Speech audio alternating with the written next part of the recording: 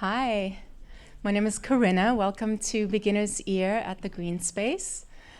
We're going to spend this next hour connecting with each other and with ourselves over some beautiful music and communal silence and mindfulness. I'm so grateful to WQXR for having brought this idea into this beautiful space. It's always worth pointing out that it's an unusually well soundproofed pocket of an unusually noisy part of New York City. And so just having that silence is a real treat. And I'm grateful for the support of the Jerome L. Green Foundation for their support, and also to Steinway for providing a beautiful piano. So I came at this work, as some of you know, having reviewed hundreds of concerts for the New York Times as a critic. And in that capacity, not only did I have a lot of time to listen to a lot of different music, but I also got to really spend some time looking at how people listen. And it just struck me that there are so many prohibitions around noise in the concert hall, whether it's against clapping in the wrong place or coughing or cell phones going off. And yet, even when we enforce all of those prohibitions, there is still a lot of kind of mental chatter and a lot of inner noise that we bring into the concert setting, often just that clings to us from whatever we brought with us into the room. And so I really come to believe that a little bit of mindfulness practice at the beginning can really help us clear that mental chatter, that mental static, so that we're more receptive to the music that comes to us. Today that music is in the hands of Alessio and Lucille Chung, two absolutely phenomenal pianists separately, and an absolute force of nature when they share a Steinway as they will today. I invite you to join in as Thomas will guide us in a mindfulness practice for the first 10 minutes. Do spend a minute silencing your cell phones if you do have one in your pocket. That would be great. He will ring a little gong at the end of the mindfulness practice, and that'll be the moment that Lucille and Alessio will know that it's time for them to begin playing. The music will just kind of flow and do its thing and unfold in this space. And at the end, after maybe a few more seconds of beautiful silence, we'll hear the gong one more time, and then we can reconnect over some shared experiences, comments, and a little Q&A with the artists as well. Maybe just one word for anyone who is new to the idea of meditation. You're invited to close your eyes, make yourself comfortable. But as with anything, if you need to shift, if you need to open your eyes, if you feel the need to cough, don't be self-conscious. There is no wrong way of doing this. Thank you so much, and I'll see you on the other side.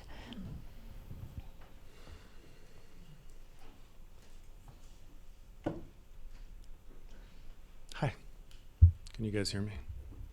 Can never quite get that mic right. Thanks, Corinna. Thanks, you too. Yeah, we're going to step into the practice. I do want to say there might be a strong desire to open your eyes at some point with two people playing the piano.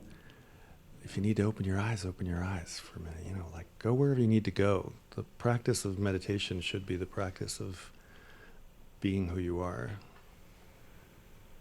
So, with that, find your feet on the ground. Let the chair give you some stability, and find a place of comfort. We want to allow the body to relax enough that we can inhabit it with ease. Let your eyelids softly hang down like curtains.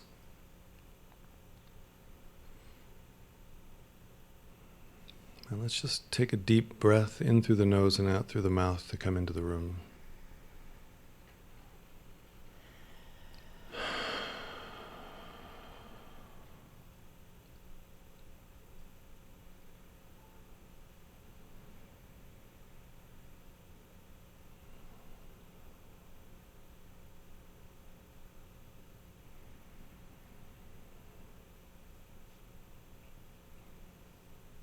If you need to make minor adjustments as we move through, please do.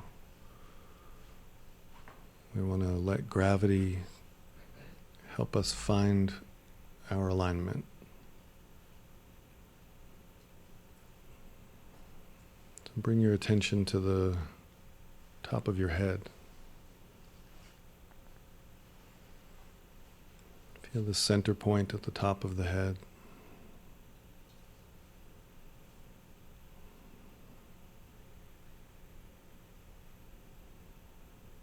Come to the left temple.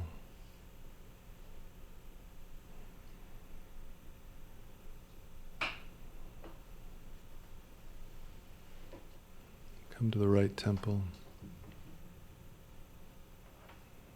Take a little clench in your teeth and feel the temples respond. The muscle in the side of the temple letting go as the jaw releases.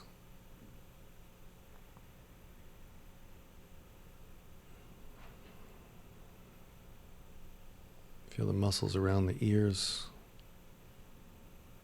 relaxing, the ears falling into a natural position.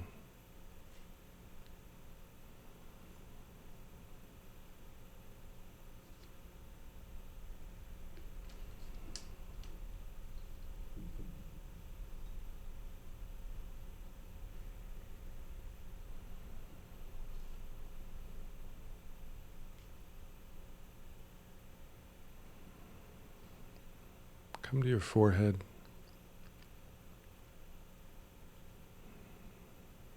And maybe just scrunch your forehead once, squeeze your eyes closed, and then release them.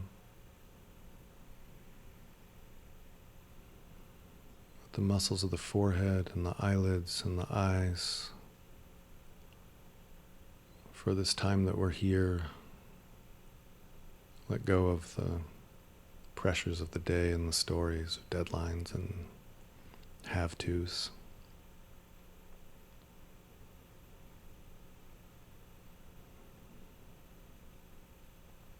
Feel the breath come in through the nose, traveling down into your lungs.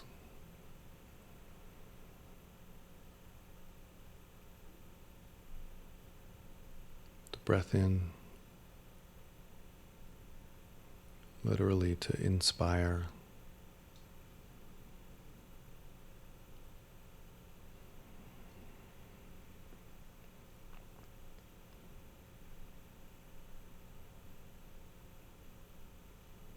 Feel the movement of life in a moment of breath. As you inhale, filling the chest.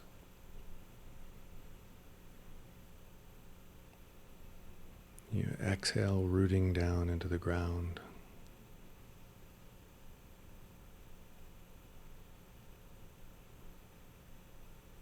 Take a slight rotation of the head, just a little bit to feel the muscles of the neck.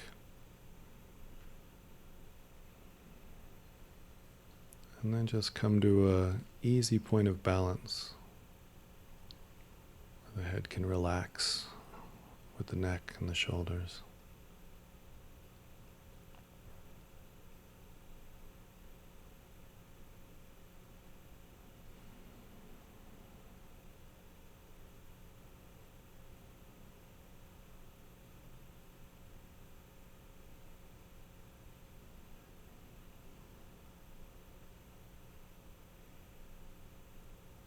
Come into the center of the chest.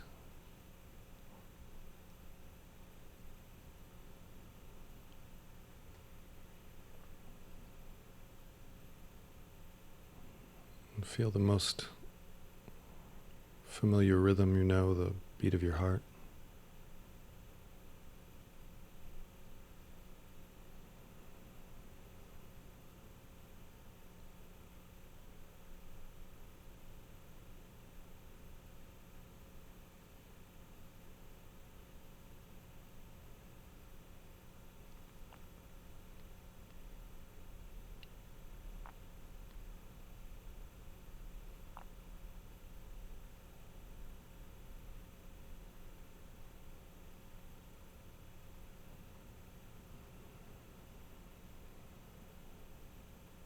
Come down to the abdomen. And on the next breath in, Let your abdomen soften and fill a little bit as you inhale.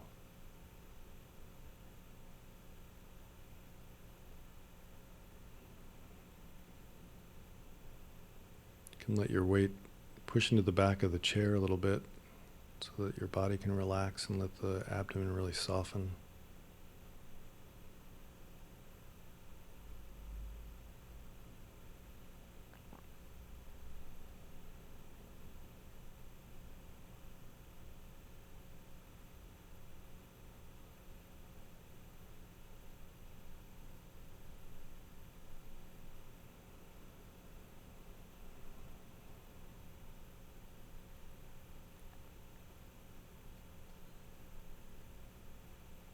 As the abdomen releases, let the lower back also find its point of balance.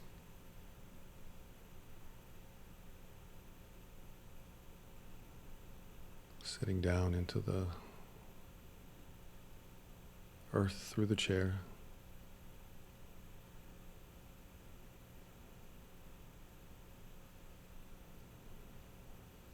The torso lengthening as the head gently presses up to the stars.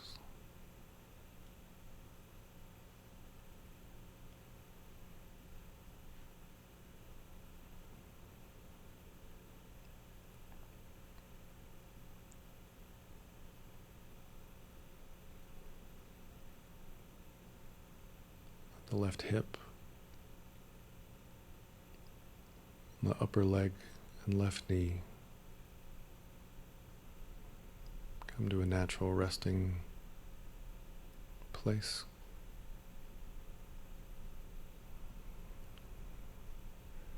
From the knee down through the lower leg on the left side and ankle and foot.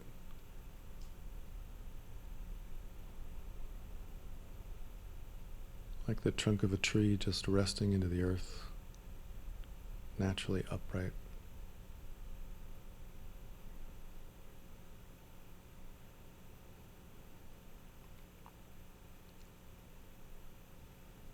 Come to the right hip.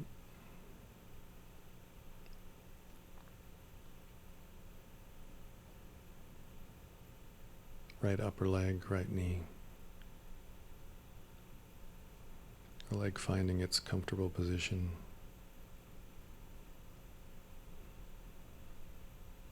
The lower leg, ankle, and foot on the right side,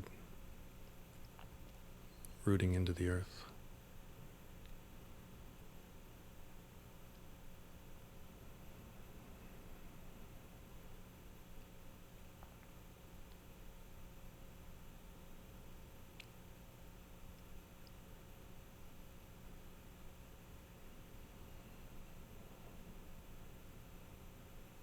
Take another deep breath in through the nose and let the shoulders, as you inhale, find their natural resting place. Let them move if they need to, adjust, so that they can hang down without any effort.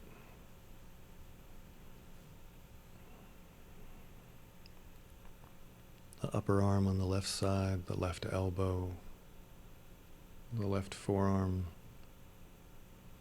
wrist, the left hand, all the way down to the fingertips. A flow of energy through the arm.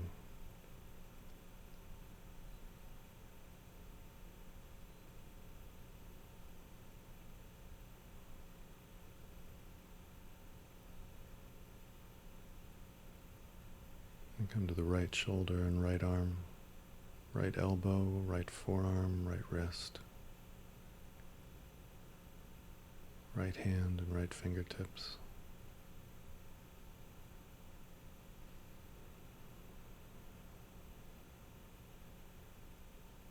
All releasing tension and pouring down.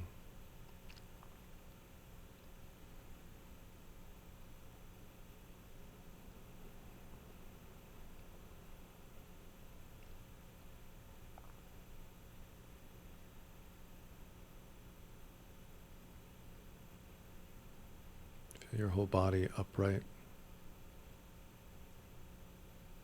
supported and balanced with ease.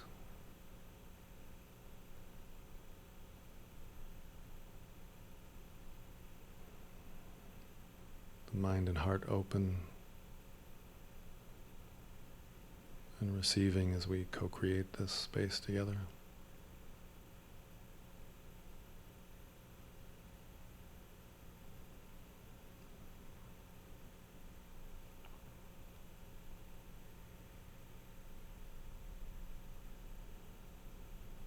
Take a snapshot in your awareness of this moment so that it's here for you anytime you want to come back into this place.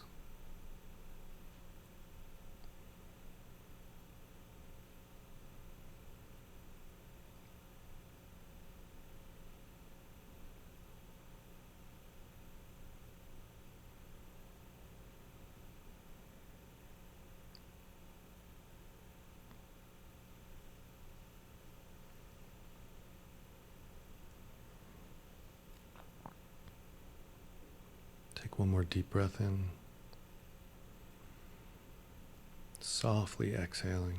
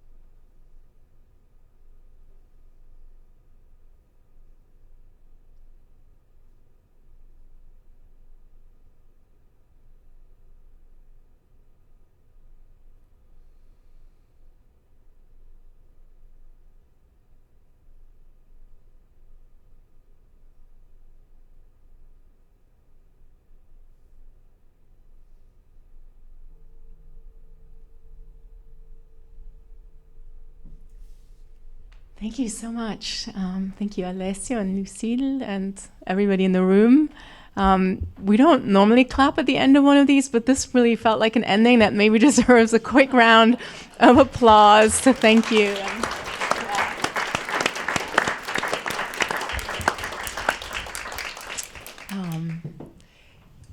Wow.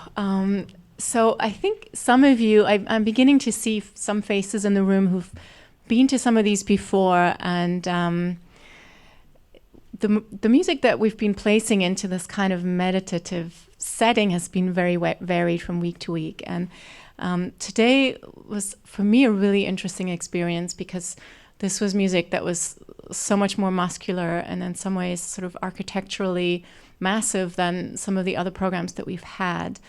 And I think for me, one thing that was extraordinary being in the room with these sounds was how viscerally I felt it. I don't know if other people felt like just the impact of sound waves kind of in different parts of my body, and then also the incredible subtleties and then the changes of dynamics in that first piece. But Alessio, do you want to just tell us like what you chose to play when this invitation came your way, and why you thought that these pieces could benefit from this kind of listening? Well, first of all, I have to say, this is such a wonderful and interesting concept, and thank you for having us here. For me, I'm really meditation has somewhat changed my life, improved my life in the last few years, and I have to say that meditation and music, especially classical music, it's something that I cannot do together, because as soon as it must be similar for you, as soon as I hear music, I tend to analyze it, and so I thought about what meditation does to me and to most people is to really make you more sensitive to everything, more conscious of what you do, or how you breathe, what you hear, and just heightens all senses. And so I wanted to choose repertoire that really had a broad range. So from the most intimate parts in the Schubert and beautiful moments in the first piece of the Debussy to really dramatic moments, like in the Schubert itself, it's really describes perfectly human life. There's everything in it, and the joy of the last piece of the Debussy, and see how the audience would feel all this emotion in a relatively short amount of time. Yeah, thank you. Lucille, what was it like playing into the silence and into that attentive space? Honestly, it was a little hard to get into at first because I was actually so relaxed. This was my first guided meditation. Let's be honest. I'll be honest. And just to get the flow of it, but then all my senses were hyper sensitive, I guess. And I guess it showed also in the sense of my dynamic choices. Usually I'm not so aware of what's happening and I kind of go with the flow, but this time I felt very conscious of every little movement, every dynamic, every pedaling, and so actually my brain was on overdrive. And so it was a wonderful experience. I expected the opposite, but then all my senses were tingling actually. So it was very... Thomas, like, what was it like for you? Like, did you, because you've done a few of these and this was like one of the most, the sort of maybe almost like narrative, like overtly storytelling pieces that we've had? Yeah, it was, this was the perfect one for me, actually. It's become a practice for me at this point because I've started going online and just listening to ones that we've done already with my phone off, just with the audio, with headphones on because they're on YouTube. And the experience of meditating, which is ironic that most people don't realize this until the first time they meditate, is that what comes to the foreground is the madness of your mind. And it sounds very much like that. And what was amazing for me was that, like, when you did drop into the Debussy in those like quiet moments, I went through the cacophony of my mind on your journey, through their minds that made that music and coming out of you, and then came back to me. And it was the first time I really realized it was the same. Like, this is what my mind does when I'm meditating in silence. It's externalized in a way. But then I would find that core me inside of there again. and it was kind of, yeah, the way you planted the quiet places amidst the kind of mountain ranges, like these hidden plateaus amidst the mountain ranges, was kind of how it felt to me, was such a, like my body was in all these things, and then it was like, okay, we're back, we can, and then we're back in it again. And it was amazing for me. Is there anyone in the audience who would like to just share what the experience was like, or how that music landed in this particular setting? There are microphones, but you can also just shout out if you have a thought that you'd like to share. Okay. So I have to admit that I actually opened my eyes in the very last movement, because until then I was really enjoying just having that visceral experience close to the sounds. But then there came a moment when I really wanted to see, and I could also hear the page turns. And I was just aware of how frequent they are in four hands piano music, right? Because there's so many staves, there's so much music on each page. And just to those of you who aren't aware, Alessio and Lucille are married, and it's Valentine's Day, and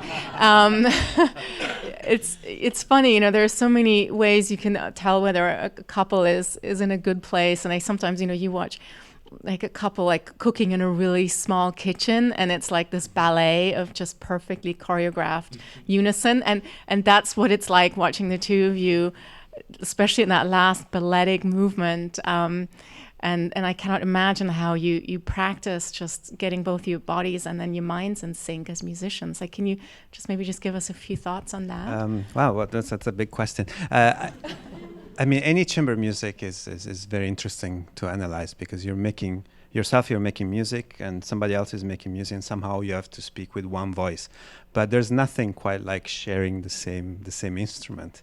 I mean, the way pianists make sound is not just by playing one note, by playing lots of notes together and make them sound. So you're never in control when you share the instrument, the keyboard. You're never in control of what's coming out. So you have to be in each other's mind, breathe together, and then at the end, it's really a switch. So it's either it plays or it doesn't play. Either it works or it doesn't work. There's no way to overanalyze that to be exactly together, other than feeling it together.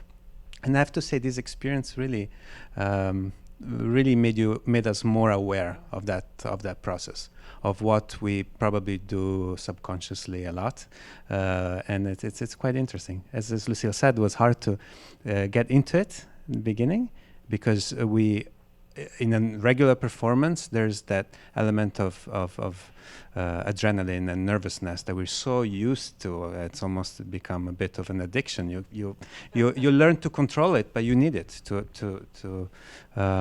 get into it. But then we felt that slowly the music got more and more intense, and the audience, oh my God, this is really a very different audience that you would get at a noisy performance in Carnegie Hall, where you have to really try to focus as much as you can, not to be distracted sometimes by the noise.